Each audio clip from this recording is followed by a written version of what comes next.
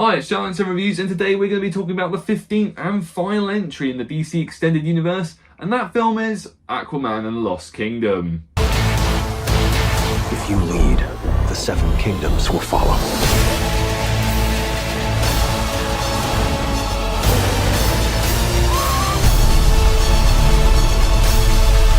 Now, before we dive headfirst into the ocean that is Aquaman and the Lost Kingdom, I think that works.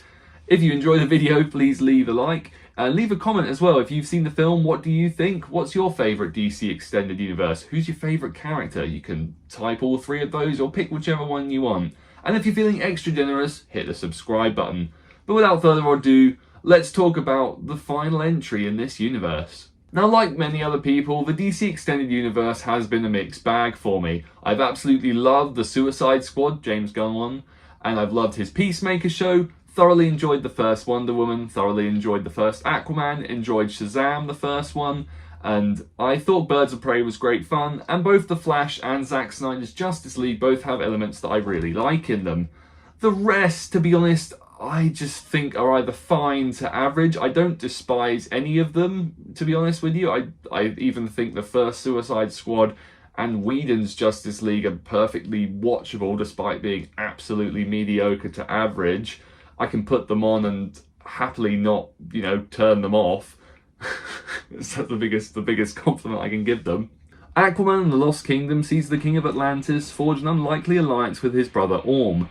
Setting aside their differences, they join forces to protect their kingdom and save the world from irreversible destruction when Black Manta returns seeking revenge. I'm gonna kill Aquaman and destroy everything he holds dear. It still showcases just how much the superhero and comic book flick was a tour de force of the box office back in the late 2010s, leading to the first Aquaman film soaking up over $1 billion worldwide and a sequel instantly greenlit.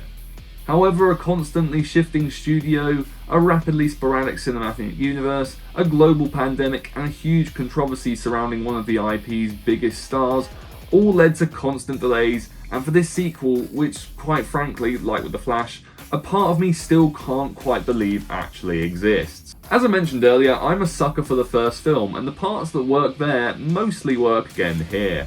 However, the screenplay and the world building this time around are substantially undercooked, and any character development, Aquaman's newfound family life, and the context of Black Manta's return, any depth or focus is thrown out the window for a fast-paced riff on the buddy cop action-adventure formula that most likely was not the original plan for this sequel. That's not to say this isn't a fun in an utterly disposable and efficiently paced way. I was never bored at all, and whilst its ideas may be derived from other films, it injects enough wacky gung-ho personality to mostly be forgiven. At least the myriad of delays have allowed the visual effects team to deliver some fantastically eye-popping undersea visuals.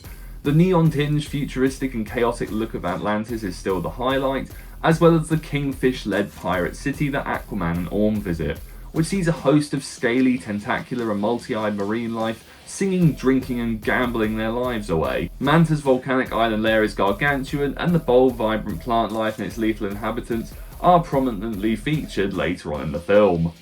Lastly, the overarching antagonist's colour scheme is pure 2000s edge, and he is undeniably a riff-off of Sauron, but his goofy, over-the-top green skull design had me cackling in a great way. Whilst the action set pieces may not be as impressive as the first film, one still knows how to choreograph a set piece. Manta's first attack on Atlantis is a wild goose chase of sharks and speed tunnels. Each clash he has with Aquaman utilises the spinning camera work effectively and accentuates the hyperkinetic choreography. And lastly, the brotherly team-up brawls and comedically injected runaway sections are turn-your-brain-off plot movers. One once again injects his horror roots into the material with fittingly over-the-top scene transitions, a couple of jump scares, sound effects. The dramatic lightning strike sound when Manta appears in the background of a shot got a real chuckle from me, and there's even a homage to the Texas Chainsaw Massacre's iconic camera flash sound.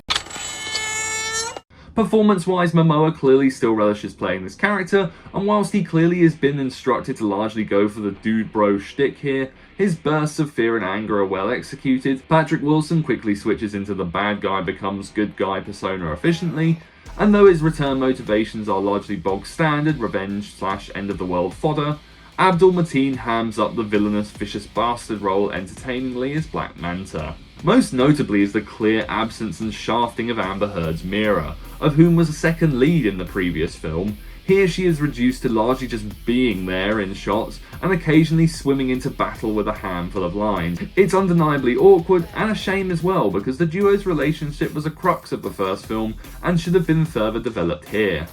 Lastly, Nicole Kidman and Dolph Lundgren swim in for their paychecks and float away without really leaving any impression whatsoever. Aquaman and the Lost Kingdom is a decently entertaining shot of undersea nonsense that honestly could have been something more, had this universe ever worked out consistently, that is. The visuals are eye-poppingly wacky, some of the performances are entertaining, and one drops in a myriad of slick and creative camera work. The screenplay is mostly surface-level mess, and the whole vibe of the feature just feels a little bit cobbled together, with traits and tropes borrowed from superior features in the genre. That being said, I was never bored and had a dumb fun time. Thanks for watching the video, guys. I hope you enjoyed it. Once again, let me know in the comments if you've seen the film and what do you think of it. What's your favourite DC Extended Universe and who's your favourite character? As always, please like, comment, subscribe. It means a lot. And I will speak to you again soon. And if not before then, have a great Christmas and have a great New Year. Cheers.